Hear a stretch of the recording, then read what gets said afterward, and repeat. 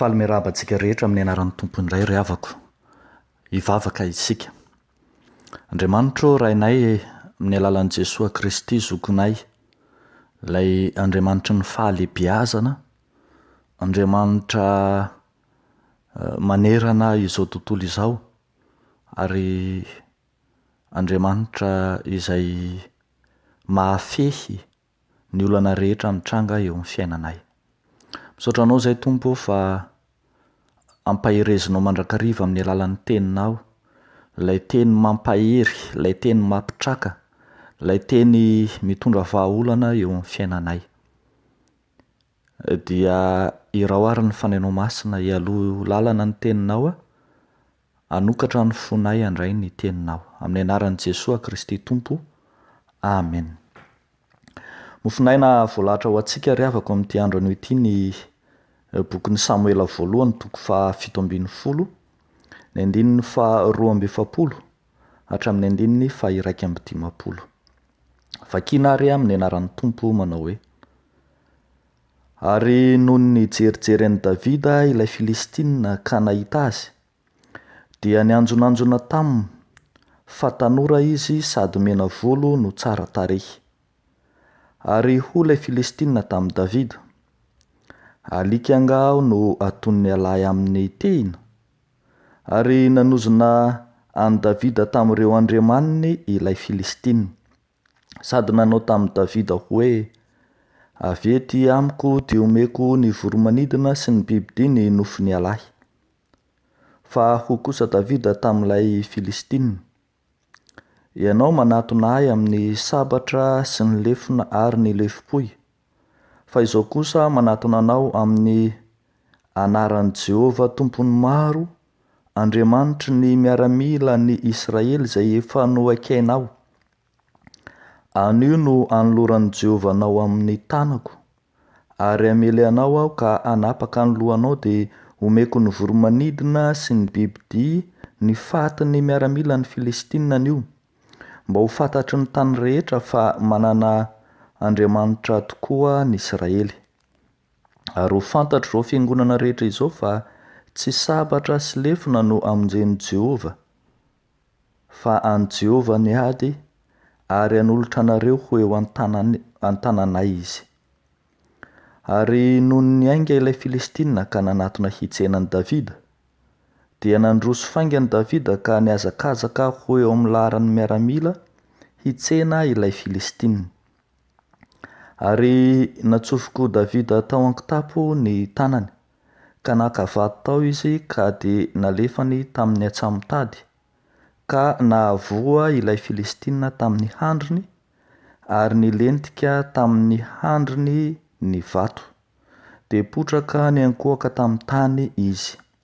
Toy izany no nandresen'i Davida ilay Filistina tamin'ny vaton'atsamitady, fa namely ilay Filistina izy ka nahafaty azy, ary tsy nisy sabatra teny an-tanan'i Davida.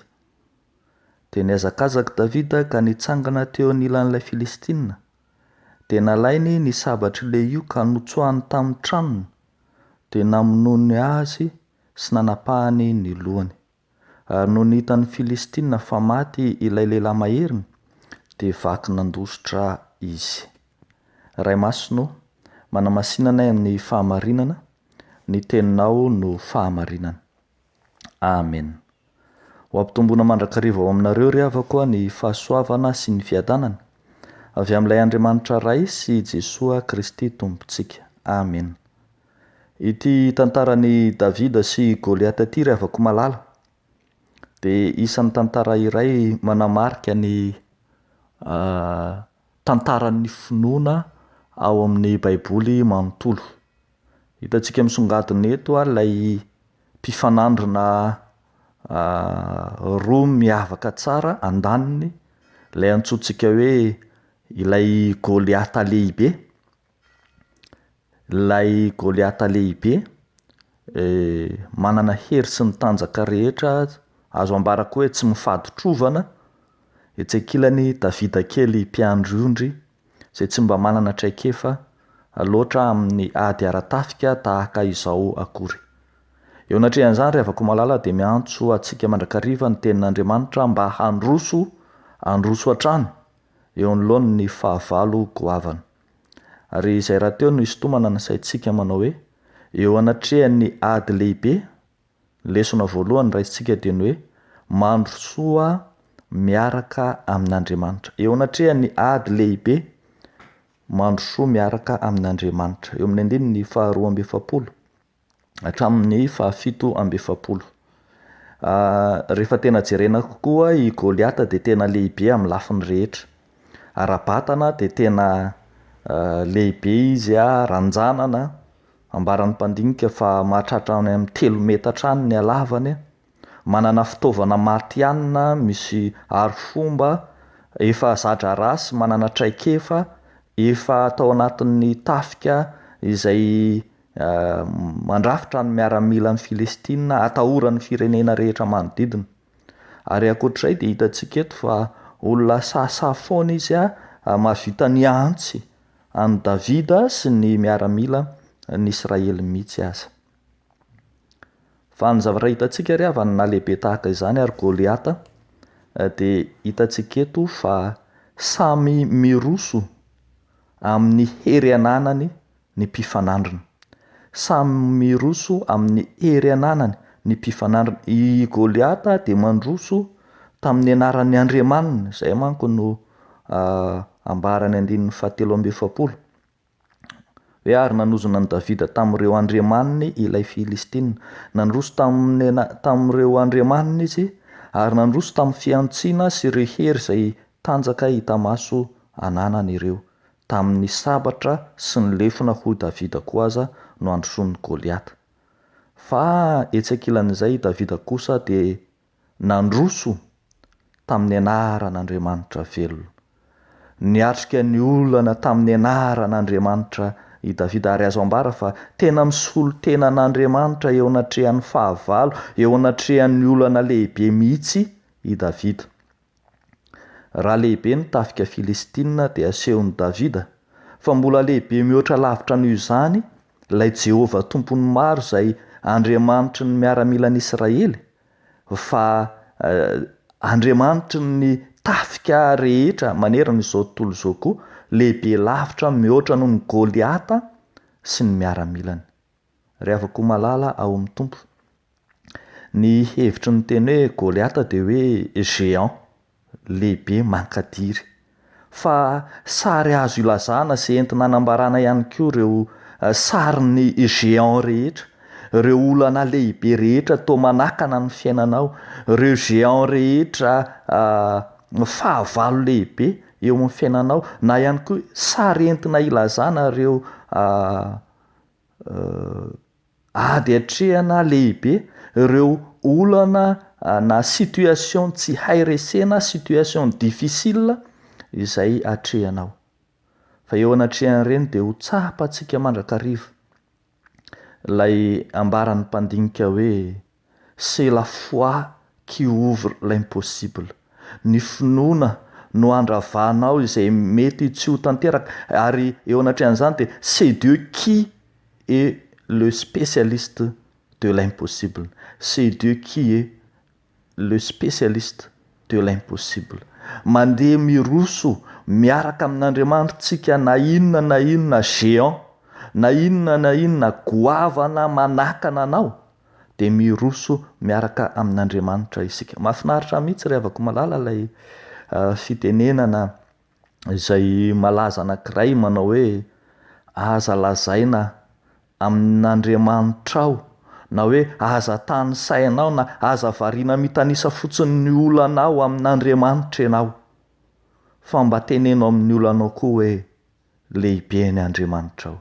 Aza variana fotsiny milaza na mitanisany amin'Andriamanitra ny olanao, fa tenenao amin'ny olanao koa fa lehibe ny Andriamanitra ao. Eo anatrehan'ireo ady samy hafa hatrehanao, eo anatrehan'ireo géant izay manahirana, misakandalana, toa ady lehibe sy olana goavana hatrehana eo amin'ny fiarahamonina, fianakaviana, any toeram-piasana, eo amin'ny fiainana andavanandro. Mandroso miaraka amin'Andriamanitra. Fa rehefa mandroso miaraka amin'Andriamanitra ianao dia tsy hanao intsony ny ady, fan'Andriamanitra. Araka ny voalaza eo amin'ny 7:7 manao hoe fa Jehova ny ady ary hanolotra anareo eo an-tanana izy. Eo alohan'ny ady lehibe ary mandro soa miaraka amin'Andriamanitra. Fa ny zavatra faharoa izay hitantsika ry havana dia ny hoe eo anoloan'ireo ady lehibe mandro soa amin'izay misy eo am-pelantanana. Mandro soa amin'izay misy eo am-pelantanana. Eo amin'ny andininy 9:7 hatramin'ny faraky amin'ny 10 dia hitantsika fa niainga tamin'izay nisy teo am-pelantanany Davida. Niainga tamin'ny tehina ny vato kely anankidimy, ny kitapon'ny mpiandry-ondry, ny atsamitady. Fa hitantsika fa niafara tamin'ny sabatra namonoana any Goliata izany. Miainga tamin'izay zavatra nisy teo am-pelantanana izy fa Andriamanitra no nalehibe ka nahatonga azy navita nanapaka ny lohan'ny Goliata tamin'ny sabatra. Nisy fotoana ihany izy napaikanjonana nisy fotoana ihany izy napaikanjony Saul ireo akanjo fiadiana samihafa, na nisy fiarovan-doha napaikanjony akanjo fiarovan-tsatra, nampitandrona sabatra saingy tsy nahazatra azy zany, navesatra loatra tamin'izany fa netaminy ny niainga tamin'izay nisy teo am-pelantanana. Rehefa manolotra ny adinao amin'ny Jehova ianao dia izy Andriamanitra no mamadika izay zava-misy eo am-pelantananao ho tonga forsa, ho tonga hery sy tanjaka eo am-pelantananao. Manana anjara toerana lehibe ry havako malala ny finoana eo anatrehan'izany lesona lehibe zany. Ny finoana no amadian'Andriamanitra izay misy eo am-pelantananao ho tonga hery, ho tonga fahombiazana. Ny finoana tahaka ilay voatsinampy mahafindra tendrombohitra. Ny finoana ilay mahongotra ny voaroy hazo hamindra any an-dranomasina. Isongadina ry havako fa tena asan'Andriamanitra mihitsy no mampitombo, mampahomby, mampahavokatra, mampiroborobo ny asan'ny finoana eo amintsika tsiraray avy, eo am-pino indrindra indrindra. Ry havako malala, aza miandry hanana finoana lehibe vao hiroso hiatrika ny fahavalo. Aza miandry hanana finoana mameno trano vao hiatrika ny olana. Mandrakarivantsika tsy samy rotsaka eo anatrehan'ny asa misiona satria mihevitena fa mbola tsy mpiandry, mbola tsy mpitory-teny, mbola vaovao loatra, mbola tsy mpitandrina. Tsarovy ny tenin'ny Tompo tamin'ny Gideona fa izay manao hoe mandehana amin'izao herinao izao ary mangatà mandrakariva amin'ny Tompo tahaka ireo mpianatra izay nangataka tamin'ny Tompo manao hoe Tompo ampitomboa ny finoanay ary ao anatin'ny fanekempontsika raha teo izany. Mandro soa amin'izay eo am-pelantanana, ampiasao fitaovana mahomby ireo zava-misy eo am-pelantananao, na kely toy ny tehina sy ny vato kely sy ny atsamitady sy ny kitapon'ny mpiandry-ondry ary ampioery zany fa jereo ny fihetsika nataon'i Davida, fa na dia izany aza ny zavatra teo am-pelantanana dia nampiasa ny fihetsika teo am-pelantanana izy. Araka ny voalaza ny 9:7 ary no niainga ilay Filistina ka nanatona hitsenan'i Davida dia nandroso faingana Davida ka niazakazaka eo amin'ny laharany miaramila hitsena ny finoana, ny olona hitsena ilay Filistina. Ny olona manana finoana ry havako dia tsy izay mipetra-potsiny akory fa izay mampiasa izay misy eo aminy na dia kely aza. Dia toy izany koa rehefa avy eo eny amin'ny 9:10 dia niazakazaka Davida, hainy no nampiasa ny kely teo am-pelantanana ahitana fahombiazana lehibe. Dia mampahery antsika amin'ny anaran'ny Tompo na inona ry havana ady atrehantsika, na inona géant eo anoloantsika, na inona olana lehibe dia ahita fandresena sy fahombiazana isika satria any Jehova ny ady ivavaka isika. Misaotranao zay Andriamanitra fa ampaherezinao amin'ny alalan'izany teny ahafantaranay fa raisinao an-tanana ny ady sy ny olanay sy ny zava-manahirana, ireo zavatra tsy hainay novahana nandritra ny fotoana maro dia eo am-pelatananao avokoa izany. Mivavaka manokana izay ho an'ireo tokantrano izay manana olana eo anivon'ny tokantrano, eo amin'ny fifandraisan'ny mpivady, izay misy géant manasaraka eo anatrehan'ny asa, eo anatrehan'ny fiainana andavanandro, ireo manana ady sarotra, ireo miatrika ny asan'ny maizina, ny démonie samy hafa, izay géant manasakana azy tsy ahita ny tara-pahazavanao, entinay ambavaka eo anatrehanao, ireo naona sy mangetaentana fahamarinanao, hahita ny fahasoavanao anay izy ireny. Dia ianao Andriamanitra ilay mijery amin'ny fo miantra no handray an-tanana ny fiainanay tsiraray avy. Amin'ny anaranao no anaovanay sy angatanay izany vavaka izany. Amen.